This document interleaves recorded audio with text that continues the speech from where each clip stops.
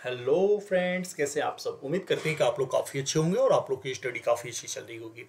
तो मैं प्रदीप कुमार सिंह आप सभी को अनअकैडमी के इस बेहतरीन प्लेटफॉर्म पर स्वागत करता हूं। तो आप लोग सभी लोग जुड़ जाइए क्लास में और हम लोग आज साइंस एंड टेक्नोलॉजी की अपनी क्लासेस को आगे बढ़ाएंगे। आज शुरुआत है, यह प्रीलिम्स और मेंस दोनों लेवल की क्लासेज होगी, तो आप लोग अच्छे तरीके से जुड़िए। लेकिन उससे पहले आप लोग को अनअकैडमी के बारे में मैं बता दूं। अनअकैडमी का अगर आप लोग प्लस का सब्सक्रिप्शन लेते हैं तो प्लस का सब्सक्रिप्शन लेने के बाद आप सभी को मिलता है डेली लाइव क्लासेज। ना सिर्फ आप लोगों को डेली लाइव क्लास मिलता है, बल्कि आपके क्लास को सिस्टमेटिक तरीके से कंप्लीट भी कराया जाता है।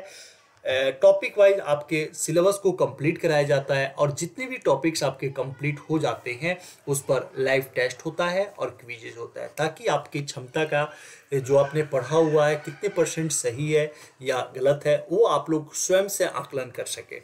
और यहाँ मिलता है अनलिमिटेड एक्सेस, अर्थात आपको अनलिमिटेड एक्सेस का मतलब यह हुआ कि आप जितनी बार चाहें उतनी बार क्लासेस करने के लिए स्वतंत्र हैं। आप लोग गूगल प्ले स्टोर पे जाइएगा। गूगल प्ले स्टोर पर जाने के बाद वहां से अनअकैडमी लर्निंग ऐप को डाउनलोड कर लीजिएगा। जब इस ऐप को आप लोगों के द्वारा डाउनलोड किया जाएगा तो यहाँ पर दिखेगा सर्च बटन। सर्च बटन में आप लोग एक नाम को सर्च कीजिएगा और वह नाम कौन सा है? प्रदीप कुमार सिंह। कौन सा नाम है? प्रदीप कुमार सिंह। ये नाम जब आप लोगों के द्वारा सर्च किया जाएगा तो यहाँ पर मेरे द्वारा स्पेशल क्लास में आप लोगों के लिए बहुत ज़्यादा क्लासेज अपलोड किया गया है। हिस्ट्री, खासकर हिस्ट्री प्रीलिम्स लेवल की जितनी भी मेरी क्लासेज है वो सारी की सारी क्लासेज यहाँ पे अपलोड किया जा रहा है। तो आप लोग यहाँ से जरूर प्रीलिम्स लेवल की क्लासेज हिस्ट्री का देखिएगा। ये अनअकैडमी के सबसे टॉप एजुकेटर है जिनके साथ आपको पढ़ने का मौका मिलेगा। और अगर आप प्लस का सब्सक्रिप्शन लेते हैं जिसमें आपको मिलता है live classes, test series, unlimited practice और स्ट्रक्चरल शेड्यूल, ये सारी की सारी क्लासेज 12 महीने के लिए यानी कि 1 साल के लिए अगर हम लोग देखें PK10 कोड का यूज करने के बाद कितना हो जाएगा? PK10 कोड का यूज करने के बाद यह आपका हो जाएगा 44,550 रुपया। ठीक है। और अगर हम लोग 2 सालों का देखें तो 2 साल का कितना हो जाएगा? 64,800 रुपया। ये आपके 2 साल का कोर्स हो जाएगा। वहीं पे अगर आप आइकॉनिक सब्सक्रिप्शन लेते हैं तो आपके लिए सबसे बेस्ट होगा। आइकॉनिक सब्सक्रिप्शन में मिलते हैं आपको पर्सनल कोच जो हमेशा आपको मेंटोर करते रहेंगे, आपको बताते रहेंगे, समझाते रहेंगे कैसे पढ़ना चाहिए। इसमें डेली मेंस के क्वेश्चन आंसर का प्रैक्टिस कराया जाता है, स्टडी प्लानर होते हैं और पर्सनलाइज फीडबैक लिया जाता है। यह भी सारी की सारी चीज़ें अगर आप PK10 कोड का यूज करके करोगे तो 1 साल के लिए कितना हो जाएगा? 57,600 और 2 सालों के लिए इतना पॉइंट्स। ये हम लोगों के अनअकैडमी के बारे में हो गया।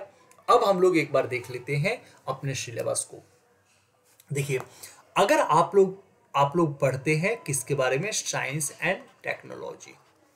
साइंस एंड टेक्नोलॉजी, तो साइंस एंड टेक्नोलॉजी में देखिए आपको क्या क्या पढ़ना है। ये आप लोगों के फर्स्ट क्लास है, तो जितने भी बच्चे साइंस एंड टेक्नोलॉजी पढ़ना है वो सभी बच्चे जुड़ेंगे।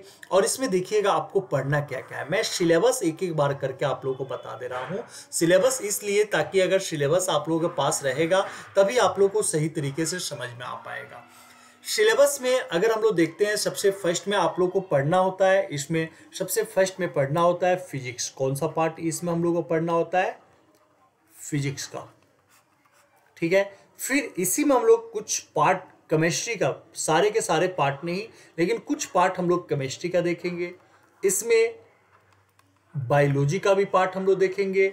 और फिर हम लोग यहाँ आते हैं अप्लाइड साइंस एंड टेक्नोलॉजी का, तो वो हम लोग अंतिम में देखेंगे। स्पेस टेक्नोलॉजी हो गया, IT सेक्टर का हो गया। तो सबसे पहले हम लोग एक एक करके फिजिक्स की शुरुआत करते हैं, अर्थात भौतिकी की। किसके बारे में हम लोग देखेंगे? भौतिकी।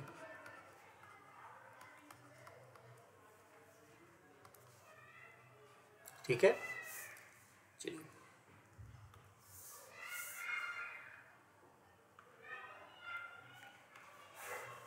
हम लोग को किसके बारे में पढ़ना है? भौतिकी। और एकदम बेसिक से मैं आप लोगों के लिए स्टार्ट करूंगा।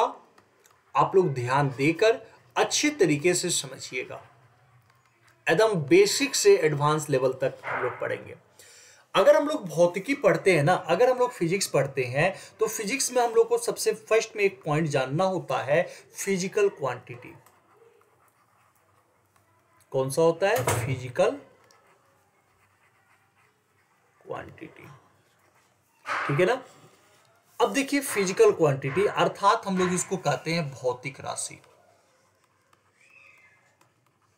क्या बोलते हैं? भौतिक राशि। देखिए फिजिकल क्वांटिटी भौतिक राशि, इसका डिफिनेशन होता है those quantity describe the law of physics is called physical quantity. वैसी राशि जो फिजिक्स के नियमों को डिस्क्राइब करती है, जो फिजिक्स के नियमों को बताती है, उसे क्या कहा जाता है? भौतिक राशि कहा जाता है। जैसे एग्जाम्पल में अगर मैं आपके सामने एक एग्जाम्पल ले रहा हूं वेलोसिटी का, किसका ले रहा हूं? वेलोसिटी का। वेलोसिटी क्या होता है? वेग। अगर मैं वेग का एग्जाम्पल लेता हूं तो वेग का एग्जाम्पल लेने के बाद हमें यह बात पता है कि वेग का कितना यूनिट होता है? मीटर पर सेकेंड।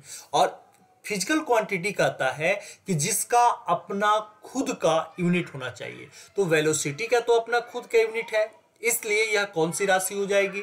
Physical quantity. लेकिन वेलोसिटी का अगर हम लोग टाइप्स पे नजर डालते हैं, वेलोसिटी कितने टाइप्स के होते हैं? 5 टाइप से। कौन कौन सा आता है? तो एक इसमें प्राप्त होता है समरूप वेग। कौन सा? समरूप वेग। दूसरा इसमें प्राप्त होता है असमरूप वेग। तीसरा हम लोग देखते हैं औसत वेग। कौन सा? औसत वेग।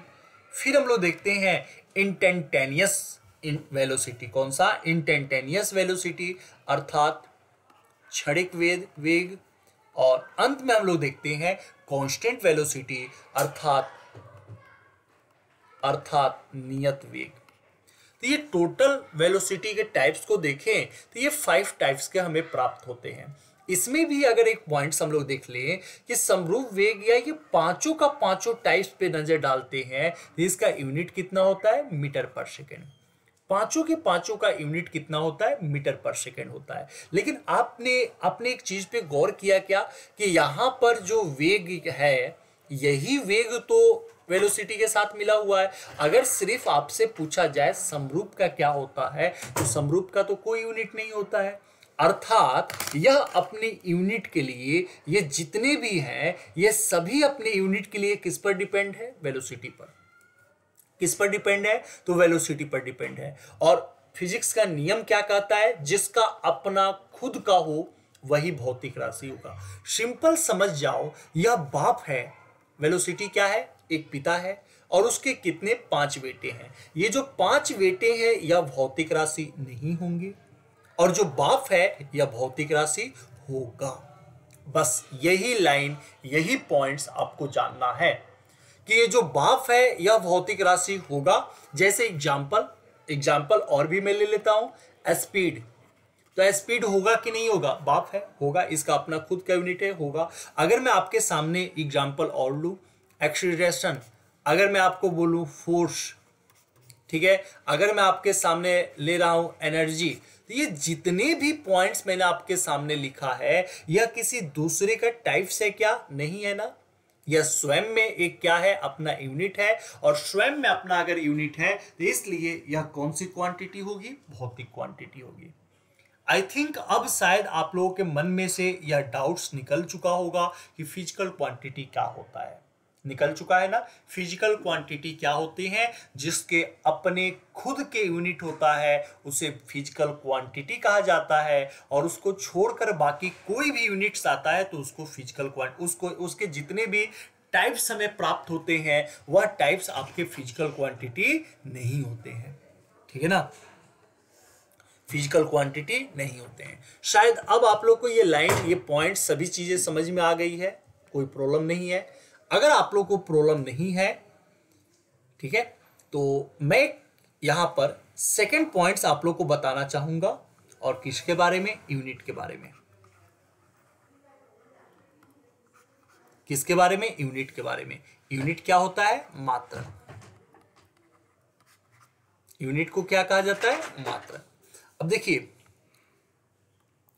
To indicate of physical quantity is called unit. जब कभी भी हम फिजिकल क्वांटिटी को रिप्रेजेंट करने के लिए जिसका प्रयोग करते हैं वह क्या कहलाता है? यूनिट कहलाता है। मैंने बोला है ना, एकदम बेसिक से एडवांस लेवल पर लेकर जाऊंगा। आप लोग को सिर्फ और सिर्फ क्या है समझना है। मैंने आप लोग को बताया कि वैसा वैसा जो आपके फिजिकल क्वांटिटी को रिप्रेजेंट करता हो। जैसे एग्जाम्पल में अगर मैं आपके सामने रखता हूं वेलोसिटी, यह कौन सी क्वांटिटी हुई? भौतिक राशि हुई। और वेलोसिटी का यूनिट कितना होता है? मीटर पर सेकेंड। कितना होता है? मीटर पर सेकेंड। तो अगर ये वेलोसिटी का यूनिट कितना होता है? मीटर पर सेकेंड होता है, तो यह मीटर पर सेकेंड, इसको हम लोग क्या बोलते हैं? यूनिट बोलते हैं। और ये वाली कौन सी हो गई? फिजिकल क्वांटिटी हो गई, ठीक है ना। ये कौन सी हो गई? फिजिकल क्वांटिटी हो गई। समझ में आ गया आप? अब ये कितने टाइप्स को होते हैं? यूनिट कितने टाइप्स को होते हैं? तो यूनिट मुख्यतः दो टाइप्स के होते हैं। एक कौन सा यूनिट होता है? पहला होता है जिसको कहा जाता है बेस यूनिट। क्या बोला जाता है? बेस यूनिट कहा जाता है। और दूसरा एक यूनिट होता है जिसको कहा जाता है derive unit. Derive unit, base unit यानी कि मूल राशि या इसे ही कहा जाता है इंडिपेंडेंट यूनिट। इसको ही क्या कहा जाता है? Independent unit. और इसको क्या कहा जाता है? Dependent unit. अब शायद जो ये मैंने नाम लिखा डेराइव, इसको कहा जाता है व्युत्क्रम मात्रक, व्युत्पन्न मात्रक। अब दोनों में समझिएगा।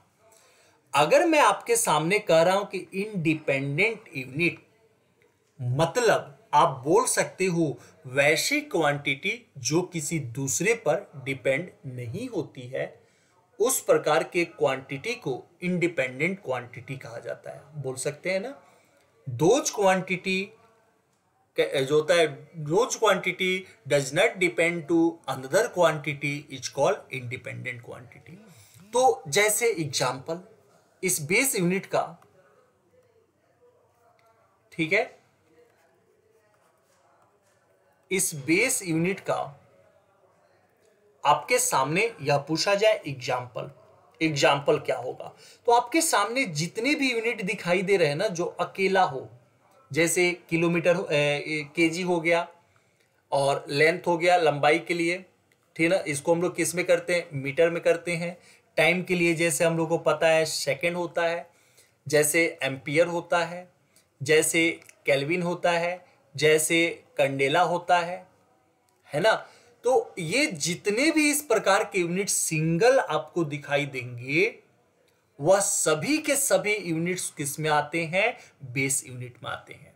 और जैसे अगर मैं आपके सामने इसका एग्जांपल लेता हूं, तो हम लोग लिखते हैं ना, दो यूनिट अगर हो गए, मीटर पर सेकेंड हो गया, मीटर पर सेकेंड स्क्वायर हो गया, केजी मीटर पर सेकेंड स्क्वायर हो गया।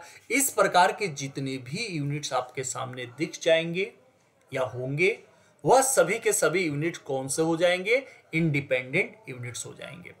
आई थिंक अब आप लोग को यह चीज समझ में आ गया होगा यूनिट्स क्या होता है। चलिए, हम लोग को यह समझना है यूनिट्स में, सिस्टम ऑफ यूनिट्स के बारे में, जिसमें हमारे पास 4 प्रकार के यूनिट्स आते हैं।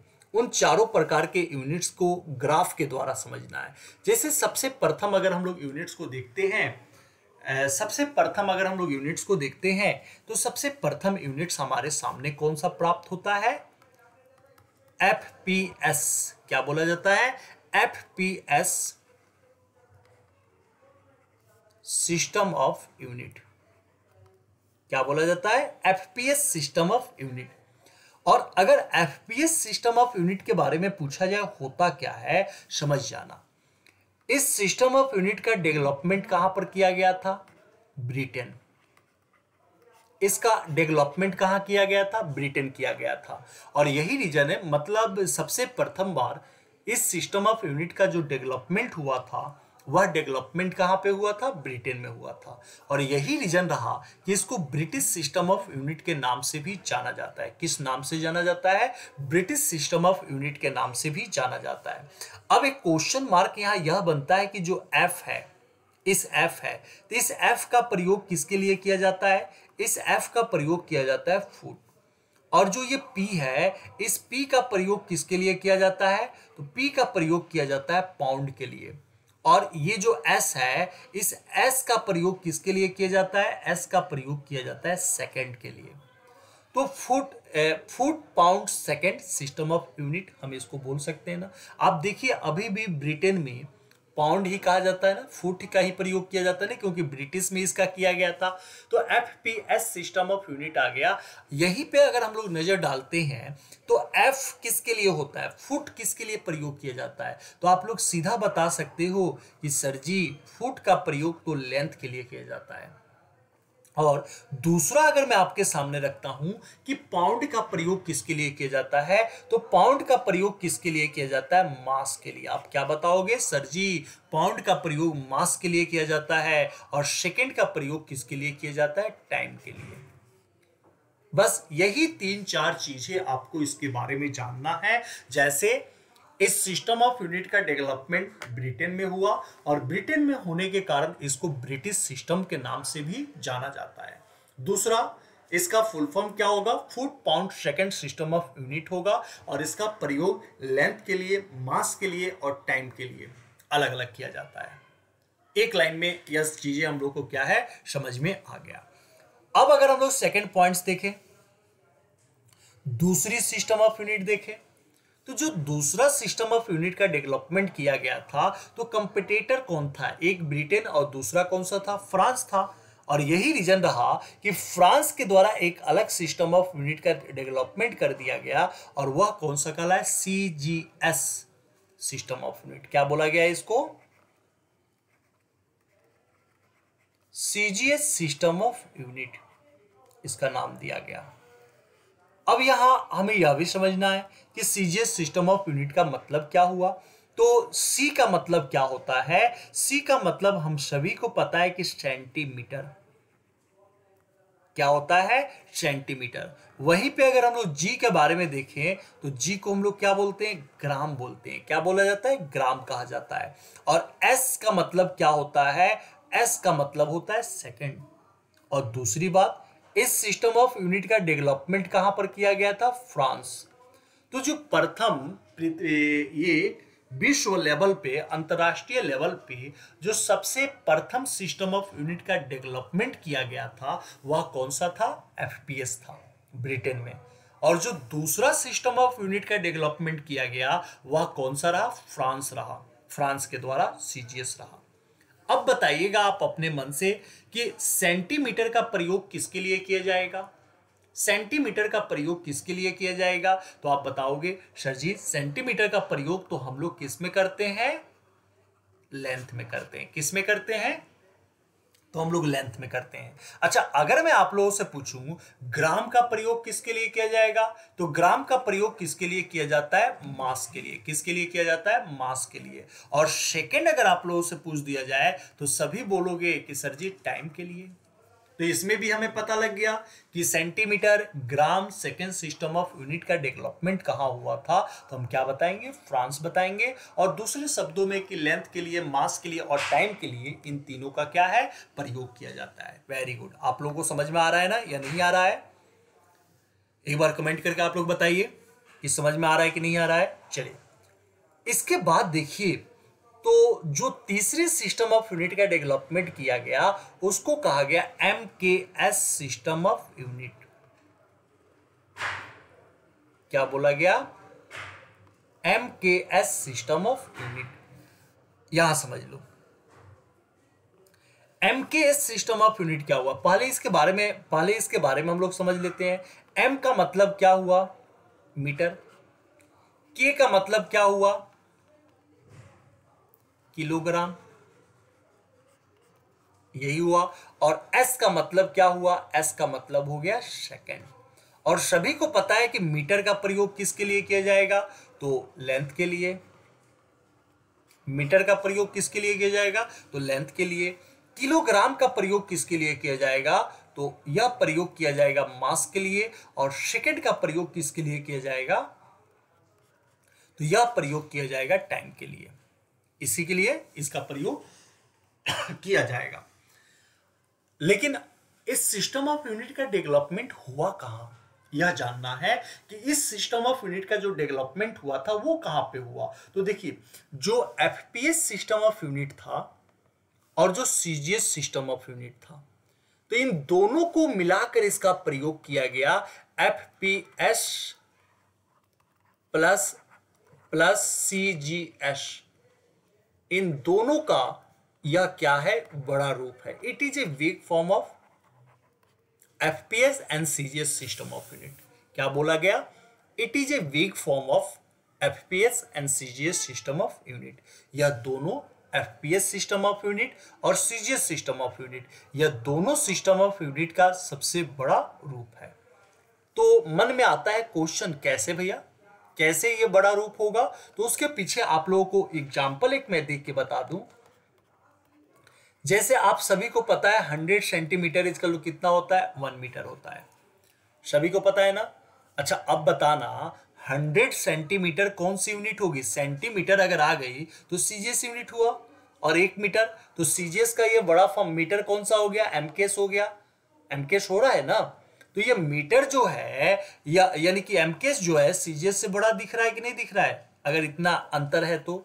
दूसरा, अगर मैं आपको कह रहा हूं 3.28 फीट इक्वल टू कितना होता है, 1 मीटर होता है। अब बताओ, एफपीएस से भी तो बड़ा हुआ ना।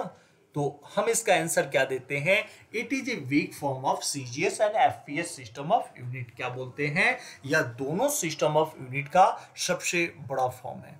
और फिर हम लोग आते हैं चौथे में, कितने पे, चौथे पे।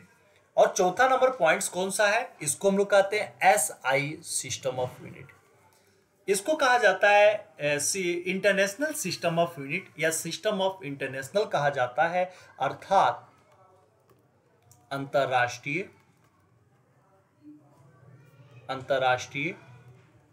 पद्धति कहा जाता है। क्या बोला जाता है, अंतरराष्ट्रीय पद्धति के नाम से इसको जाना जाता है। अब देखिए क्या हुआ था, 1969 में एक मीटिंग हुआ था केमिस्ट्री के लिए, IUPAC मीटिंग हुआ था, जिसको कहा जाता है international union of pure and applied chemistry. क्या बोला जाता है, international union of pure and applied chemistry बोला जाता है। और इसी के आधार पर एसआई सिस्टम ऑफ यूनिट का डेवलपमेंट किया गया। यह डेवलपमेंट तो 70 में हुआ था, लेकिन सबसे प्रथम बार 71 में इसने अपना काम करना शुरू किया। और याद रखिएगा, जितने भी मूल राशि है, मूल राशि तो अभी जस्ट मैंने आप लोग को समझाया ना कि मूल राशि कौन सा होता है, जो किसी दूसरे पर डिपेंड ना हो। तो जितने भी फिजिक्स में आपके मूल राशि हैं, उन्हीं मूल राशियों के लिए इसका प्रयोग किया गया था। लेकिन अंतर्राष्ट्रीय होने का, अंतर्राष्ट्रीय मोहर लगने के कारण यह वर्तमान समय में, वर्तमान परिस्थितियों में सबसे ज्यादा अगर फेमस कोई सिस्टम ऑफ यूनिट है तो वह कौन सा है, एसआई यूनिट है। दूसरी आपको एक बात और याद रख लेना होगा कि जो एमकेस सिस्टम ऑफ यूनिट है और जो एसआई सिस्टम ऑफ यूनिट है, इसके मात्रक में, इसके यूनिट में कोई भी परिवर्तन नहीं होता है। आप लोगों को ये चीज थोड़ा सा टिपिकल्ट लगेगा, इसीलिए तो साइंस एंड टेक और साइंस जो होता है टिपिकल्ट हो जाता है। तो जो बच्चे साइंस बैकग्राउंड के नहीं होंगे उनके लिए थोड़ा सा ये हार्ड लग रहा होगा, लेकिन आप लोग बिल्कुल भी ना डरें, बिल्कुल इजी वे में आप लोग को यह चीज समझ में आ जाएगा। ठीक है, अब एक ग्राफ मैं आप लोगों के सामने रख दे रहा हूं, एक ग्राफ बना दे रहा हूं, ताकि ये जब ग्राफ बना हुआ रहेगा ना तो आप लोग को याद रहेगा। एक तरफ आप लोग अपनी कॉपी में लिख लीजिएगा, एक तरफ लिख लीजिएगा भौतिक राशि। कौन सा, भौतिक राशि। ठीक है, दूसरी तरफ लिख लीजिएगा, एक तरफ एफपीएस सिस्टम ऑफ यूनिट, फिर इसके बाद किसका डेवलपमेंट हुआ था, CGS सिस्टम ऑफ यूनिट, फिर इसके बाद किसका हुआ था, MKS सिस्टम ऑफ यूनिट, और इसके बाद किसका हुआ था, SI सिस्टम ऑफ यूनिट। इन सभी का डेवलपमेंट हुआ था। यह भी हमें पता है भौतिक राशि में ये तीनों में हम लोगों ने कौन कौन सा देखा, एक हम लोगों ने देखा मास, दूसरा हम लोग को देखना है लेंथ, और तीसरा हम लोग को किसके रेस्पेक्ट में देखना है, टाइम के। बस यही तीनों के रेस्पेक्ट में हमें क्या है देखना है। अब इसको ग्राफ बना लो, ठीक है, इसको क्या बना लो, आप ग्राफ बना लो। अगर आप लोगों के द्वारा इसको ग्राफ बनाया गया तो ये ग्राफ हमेशा अपने पास रखना, अपने माइंड में याद रखना, और देखोगे कितना भी भारी से भारी क्वेश्चन अगर आ जाए, चाहे वो PCS हो या IS हो, आप उसको क्या कर सकते हो, सॉल्व कर सकते हो। जैसे एग्जांपल, पहले तो आप लोगों को यह जानना होगा कि इसमें कौन कौन सा है। जैसे FPS में मास का प्रयोग किसके लिए किया गया है, पाउंड, ठीक है। लेंथ में किसका प्रयोग किया गया है, फुट का। टाइम में किसका प्रयोग किया गया है, सेकंड का। अच्छा, सेकंड तो सब में है ना, ठीक है ना, सेकंड तो इन चारों में है ना, एक ही है ना, इसी में तो चेंज हुआ है ना। CGS में मास का प्रयोग किसके लिए किया गया है, ग्राम का, स्मॉल में हमेशा लिखना है ग्राम का। और लेंथ में किसके लिए प्रयोग किया गया है, तो लेंथ किसका, मीटर का, यहां पर सेंटीमीटर का। एमकेस में अगर हम लोग देखते हैं तो एमकेस में किसका आएगा, एमकेस में अगर हम लोग देखते हैं तो मास किसका आएगा, किलोग्राम, केजी। और लेंथ, लेंथ का अगर देखा जाए तो लेंथ किसका प्रयोग होगा, मीटर। सेम टू सेम चीजें, यह भी इसमें केजी और यह भी क्या होगा, मीटर होगा। ये सारी की सारी ग्राफ क्या है, एक बार आप लोग देखना, एक बार आप लोग समझना इसको, और देखोगे आप लोग कि अगर इस ग्राफ को अगर आप लोग एक बार देख लेना तो इसका प्रयोग किस प्रकार से करना है ये मैं नेक्स्ट क्लास में आप लोग को बता दूंगा, ठीक है ना। कैसे इसका यूजेज करना है ये मैं आप लोग को नेक्स्ट क्लास में बता दूंगा। अभी के लिए इतना ही, ठीक है। हम लोग मिलते हैं नेक्स्ट क्लास में, तब तक के लिए धन्यवाद आप सभी को। क्लास अगर ये थोड़ा बहुत मुझे पता है कि आप लोग को हार्ड लग रहा होगा, लेकिन इसको लाइक जरूर करना, और सब्सक्रिप्शन लेते हुए इसका एक कोड का यूज जरूर करना, PK10। कौन से कोड का यूज, PK10 कोड का यूज जरूर करना, अपने फ्रेंड सर्कल में शेयर करना, और चैनल को सब्सक्राइब कर लेना। थैंक यू, धन्यवाद आप सभी को क्लास को देखने के लिए। हम लोग मिलते हैं कल नेक्स्ट क्लास में, इसके आगे का स्लाइड लेकर। ये थोड़े छोटे छोटे पार्ट में मैं करूंगा क्योंकि रिकॉर्डेड क्लास है, आप लोग ज़्यादा बोर ना हो जाए और समझ में आता रहे, तो इसके लिए नेक्स्ट क्लास में आप लोग मिलते हैं। धन्यवाद।